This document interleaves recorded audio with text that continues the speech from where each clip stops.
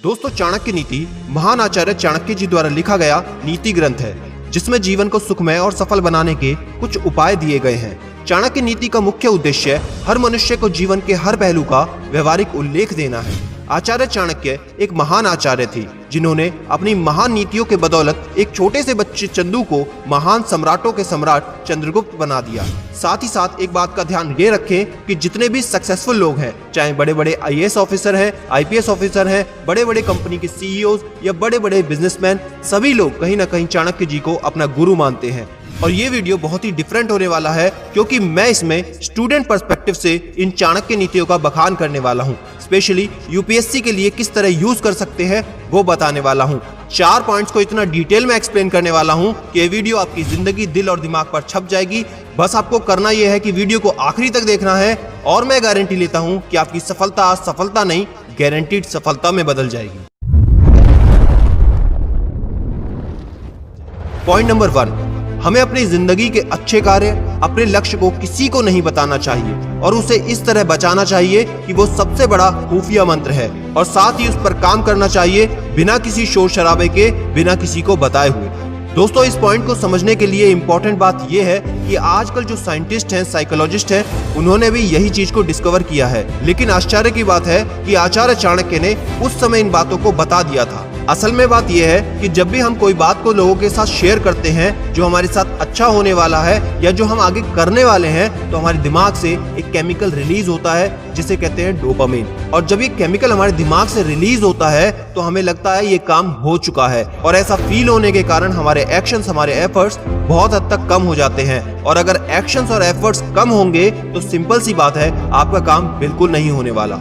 दूसरी बात यह है कि इस दुनिया में आपका अच्छे चाहने वाले लोग हों या ना हो, लेकिन आपका बुरा चाहने वाले गारंटी से मिलेंगे, और आपको नेगेटिव करने वाले लोग आपके आसपास ही होते हैं। उदाहरण के तौर पर, अगर आप यूपीएससी की तैयारी कर रहे हैं और आपने ये बात अपने दोस्तों को बता दी, रिश्तेदारों को बता दी, तो उन्हीं रिश्तेदारों और दोस्तों में से कुछ लोग ऐसे निकल के आएंगे जो ये कहेंगे कि तू ये नहीं कर पाएगा या तेरे से ये नहीं हो सकता, और आपका मोटिवेशन धीरे धीरे कम होने लगता है। तो सबसे अच्छा तरीका है कि अपनी तैयारी को जितना गुप्त हो सके उतना गुप्त रखें। इसको ऐसे समझो कि जितना अच्छे से आप बिना बताए इसकी तैयारी करोगे, उतनी ज्यादा एफर्ट, उतनी ज्यादा मेहनत और उतना ज्यादा ही मोटिवेशन आपको अंदर से मिलेगा। लेकिन हाँ, अपने टीचर और अपने मेंटोर को जरूर बताना है, क्योंकि वही आपको सही गाइडेंस देते हैं।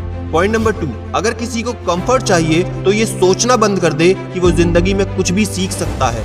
लेकिन अगर किसी को कुछ सीखना है तो उसको अपने कंफर्ट को पीछे रख देना चाहिए। बेसिकली आचार्य चाणक्य ये कहते हैं कि आपको अपने कंफर्ट जोन से बाहर निकलना पड़ेगा।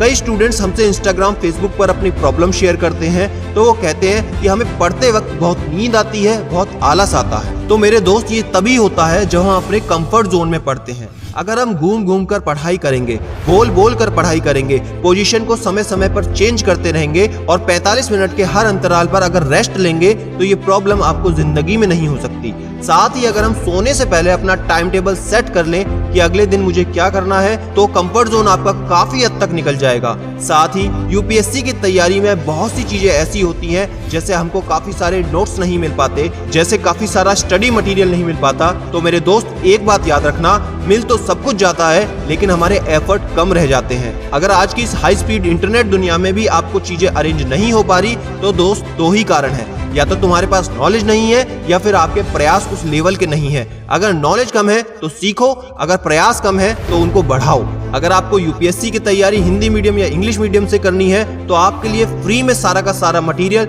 नोट्स, पीडीएफ, किताबें हमारी वेबसाइट www.cdmaniainfotainment.com पर आप जा सकते हैं। फिलहाल पर वहाँ पे 40% मटेरियल उपलब्ध है, और आगे आने वाले समय में वहाँ पर आपको daily current affair, notes, books, PDF सब कुछ मिलेगा। तो इस वीडियो के खत्म होने के बाद हमारी वेबसाइट को एक बार जरूर चेक करें। नंबर 3, हमको शिष्टाचार एक राजकुमारी से सीखना चाहिए, अच्छी बातें बड़ी ज्ञानी से सीखनी चाहिए, आपको झूठ बोलना एक जुआरी से सीखना चाहिए, और धोखा देना एक औरत से सीखना चाहिए।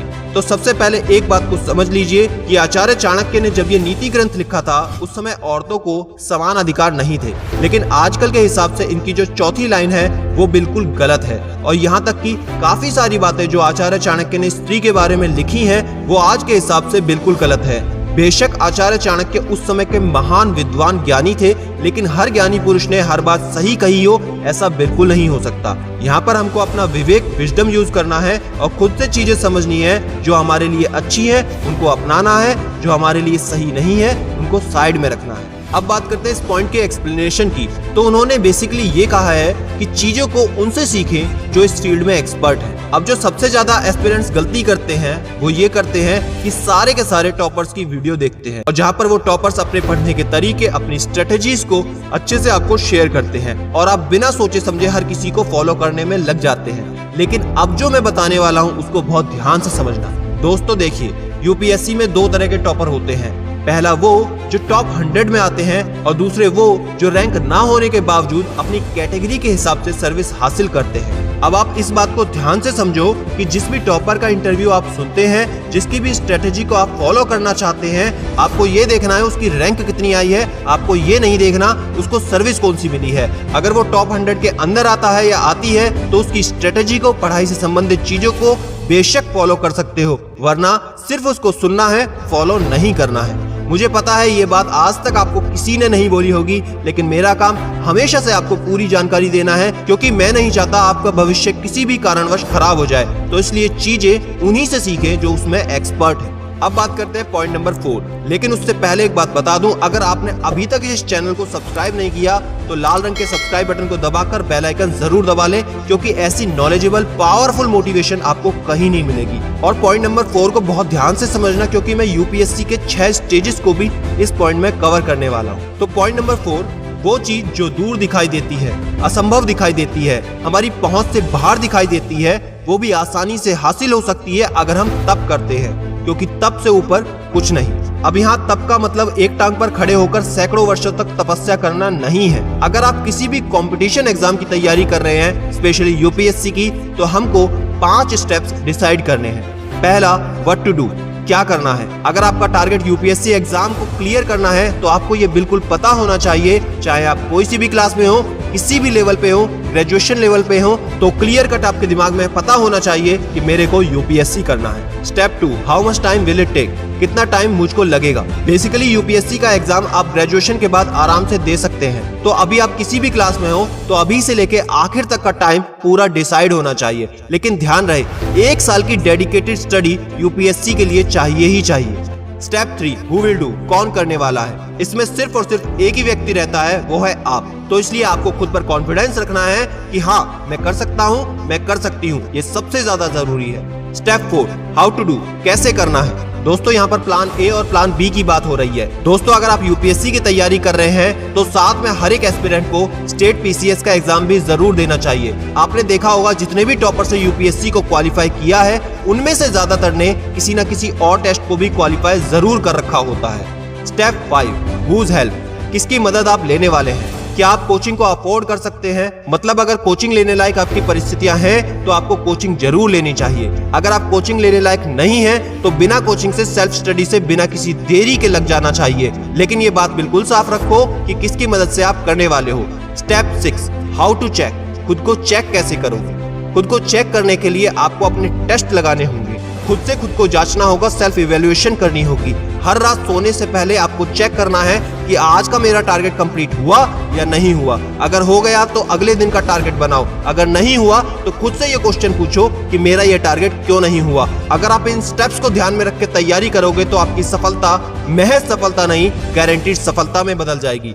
दोस्तों आज के लिए इस वीडियो में इतना ही। वीडियो पसंद आई हो तो लाइक करके ज्यादा से ज्यादा शेयर करें और कमेंट में मुझे बताएं कि कौन सी चाणक्य नीति आपको पसंद आई और कौन सी आप फॉलो करने वाले हो, और पढ़ाई करते वक्त किन चीजों का ध्यान रखना चाहिए। उस वीडियो का लिंक अभी मैं स्क्रीन पर दे रहा हूं, उनको जरूर देख लेना। और याद रखना, मैं हूं सिद्धांत शर्मा, कोई है या नहीं, मैं हमेशा आपके साथ हूं। Be happy and stay motivated with CD mania.